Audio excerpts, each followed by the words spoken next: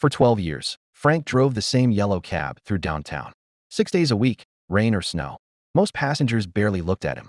He was just the man behind the wheel. Invisible, forgettable, easy to ignore. One December evening, a young businessman named Trevor climbed into Frank's cab, phone pressed to his ear, mid-argument about a deal falling apart. He barked the address without even glancing up. Halfway through the ride, Trevor's phone slipped from his hand and skidded under the passenger seat. He didn't notice. He was still yelling into a different line, switching calls.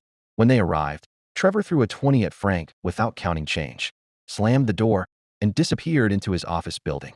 Frank found the phone 5 minutes later, wedged beneath the seat. He could have kept driving. Nobody would have known. Instead, he flipped on his hazards, parked, and walked the phone inside himself, waiting 20 minutes at the front desk until Trevor came down, furious that his phone had been stolen. "Found it under my seat," Frank said simply, handing it over.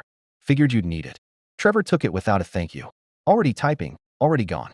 Frank drove home that night the way he always did. Unnoticed. Unthanked. 3 months later, Frank's old cab broke down for the final time, transmission gone. Not worth fixing. He couldn't afford a new one. At 68, with savings thin and a knee that ached worse every winter, he started wondering if it was finally time to stop driving altogether. That same week, a letter arrived at his apartment. No name on the return address, just a courier service. Inside was a check, enough to cover a new vehicle, outright, with money left over. A note was folded beneath it. "You returned something worth nothing to you and everything to me. That night, I was about to lose my biggest client over a missed call. You saved more than a phone.